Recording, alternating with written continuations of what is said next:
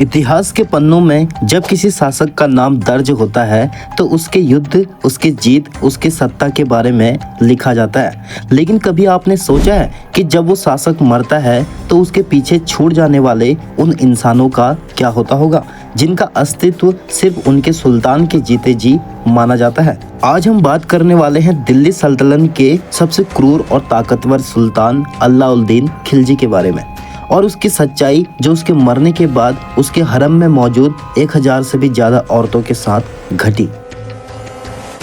अलाउद्दीन खिलजी, जिसे इतिहास में एक महत्वाकांक्षी, कठोर और आक्रामक सुल्तान के रूप में माना जाता है, उसने अपने शासन में न सिर्फ भारत के बड़े हिस्सों पर विजय प्राप्त की, बल्कि उसने एक विशाल हरम भी बनाया जिसमें कहा जाता है कि 1000 से भी ज्यादा औरतें उसके वहां गुलाम बनकर रहती थीं।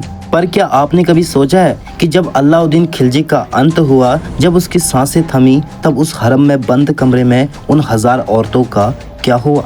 ये वो औरतें थीं जिन्हें दुनिया की नज़रों में छुपा कर रखा जाता था, जिन्हें किसी आम आदमी से मिलने की इजाज़त नहीं थी। बस उन्हें सिर्फ पुरुष की खुशी के लिए जिंदा रखा गया था और वो पुरुष था अलाउद्दीन खिलजी।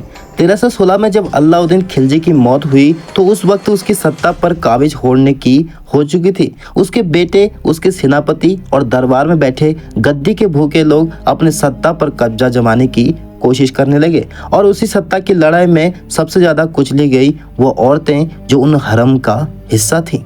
कई इतिहासकारों का मानना है कि अलाउद्दीन के मरते ही उनके हरम की औरतों का एक खतरनाक बोझ माने जाने लगा, क्योंकि अब वो न किसी की जरूरत थी, न किसी की वो इच्छा थी। उनमें से कई जबरन गुलामी में बेच दिया गया, कई को नवाबों और शिल्पकारों के हवाले कर दिया गया और कई औरतों ने अपमान के डर से आत्महत्या कर ली।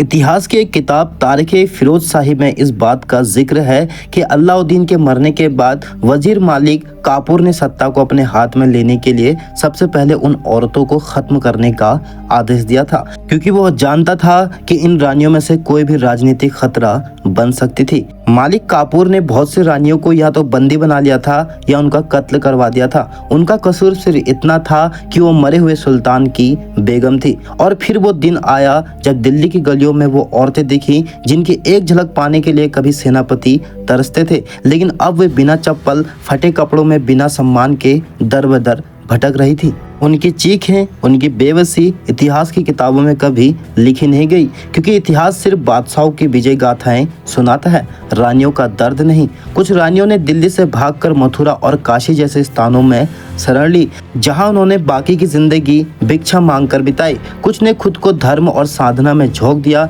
ताकि अपनी पिछली पहचान से मुक्ति पा सके। लेकिन सच्चाई इतनी ही नहीं थी दोस्तों। अलाउद्दीन खिलजी का हरम उस समय का सबसे बड़ा और सबसे रहस्यमय हिस्सा था।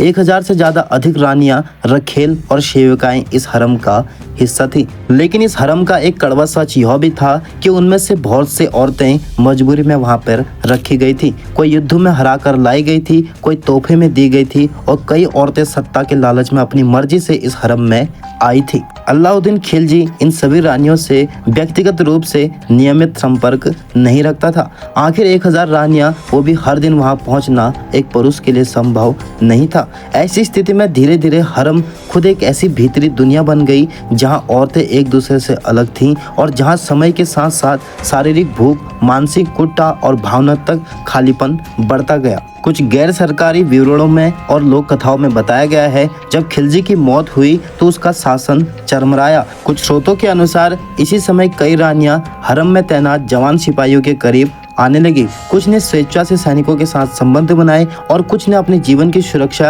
या स्थिति के बदलने में ऐसा किया। इतिहास के गवाहों का कहना है ये औरतें वर्षों से शारीरिक भावनात्मक भूख की शिकार थी और जब नियंत्रित हट गया तो उन्होंने आकर्षण और सौंदर्य का इस्तेमाल करके सैनिकों, हकीमों और दरबारी पुरुषों को अपनी ओर आकर्षित करना शुरू किया। कुछ हाकिम जो हरम की सेवा में लगे थे, जैसे वैद, गुलाम या दरबारी, उनके साथ भी कई रानियों के संबंध बनने लगे। ये संबंध प्रेम से अधिक परिस्थितियों से उपजे थे। इनमें से कई औरतों ने जानबूझकर पुरुषों से संबंध बनाए ताकि वो सत्ता में बनी रहने के लिए जुड़ सके और अपनी जान बचा सके। इतिहास के कुछ स्वतंत्र स्रोत इस हद तक दावा करते हैं कुछ रानियां खुद शिकार करने लगी थी, यानी कोई भी नया सैनिक या अधिकारी जो हरम के आसपास दिखाई देता था वो अपनी ओर आकर्षित करते थे और उनके साथ शारीरिक संबंध बनाते थे, जहां वो खुद रखेल नहीं बल्कि मालकिन समझने लगी थी खुद को। लेकिन याद रहे दोस्तों, ये एक गहरे अपमान, टूटे हुए अस्तित्व और असुरक्षा की पीड़ा थी।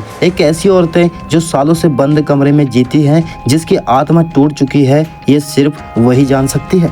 इतिहास में कई जगह पर उल्लेख मिलता है, खिलजी की मृत्यु के बाद हरम की महिलाएं नैतिक पतन की ओर गई, लेकिन इनका कारण सिर्फ हवस नहीं था। इनका कारण था आज़ादी, भ्रम की सुरक्षा, तलाश और खालीपन को भरने की कोशिश, जो वर्षों से एक आदमी की बपौती में चला गया था। इन रानियों की दास्तान सिर्फ एक कहानी नहीं, एक चेतावनी है। जब किसी इंसान को उसकी मर्जी के बिना कैद किया जाता है, तो या तो वो मर जाता है या तो फिर वो सब कुछ तोड़ देता है। खैर दोस्तों, आपका इस बारे में क्या कहना है, हमें कमेंट सेक्शन में ज़रूर बताएं। साथ ही वीडियो को लाइक कर दें और चैनल पर नए आए हैं तो चैनल को भी सब्सक्राइब कर लें। मिलते हैं एक नई वीडियो के साथ, तब तक के लिए अपना ख्याल रखें।